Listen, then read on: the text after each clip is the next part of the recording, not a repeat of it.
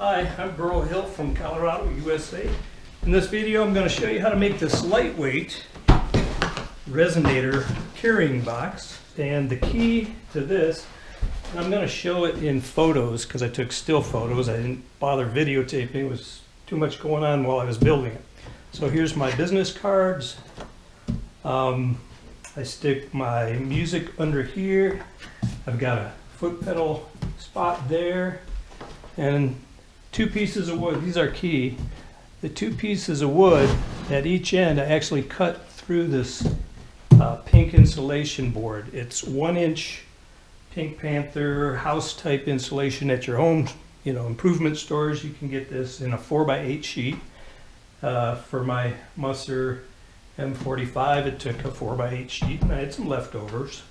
But and then I had some padding that I had to put in there just to keep things from bouncing around. I got those at Harbor Freight, little tool grid type rubber pads.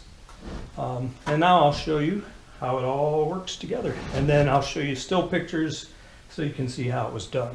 So the foot pedal, I added this piece at the end and cut out a little notch there so I could put this foot pedal in there. It kind of compresses so that stores nice and solid like this, so it rests on the wood at each end. I have a wood strip there and a wood strip there, and that is actually what these handles and straps attach to.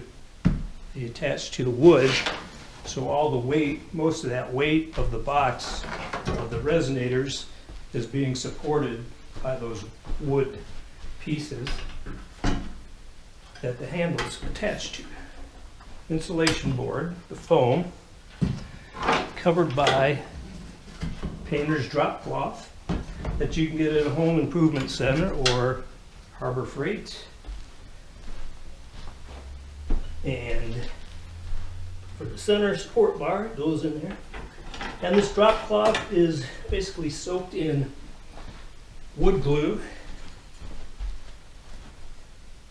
That wedges under this end, drops in like that. Also, before all this, I throw my music in there, I throw my mallets in there, it all goes in here, except of course the bars. So I can really carry a lot of stuff, and the beauty of it is, got the notch here that lines with the notch for my business cards. The beauty of it is I can go up and down stairs, I can go in and out of a door all by myself, like this. Make sure to center it here. It's not bad. It's pretty simple, lightweight. Yeah, so here's the materials I used. 4x8 sheet of 1-inch thick foam, PL300 foam adhesive. I laid everything out, kind of figured out the widths and the heights and everything. Started with the bottom panel and then put the sides on top of the bottom. Here's how I used a paring knife to cut the square dowels at each end. Glued it, taped it, let it dry, added extra panels to the ends to support the wood dowel and dividers, and foam pads for different things, so it wouldn't rattle around, be pretty tight in there.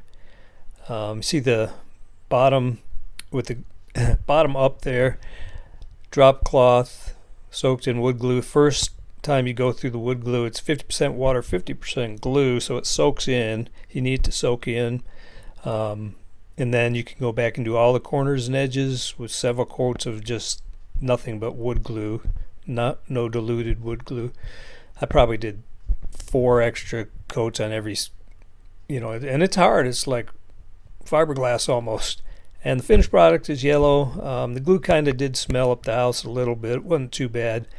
So it's you can bang walls and things, and it's pretty stiff and gonna last a while. I used a computer strap from an old laptop bag to go across it, and here's the materials I used. Yeah, the yellow is the natural glue color. I painted black, and I had to do extra coats to smooth the area behind where my stick-on logo was going to be. And that's it. It's been very helpful.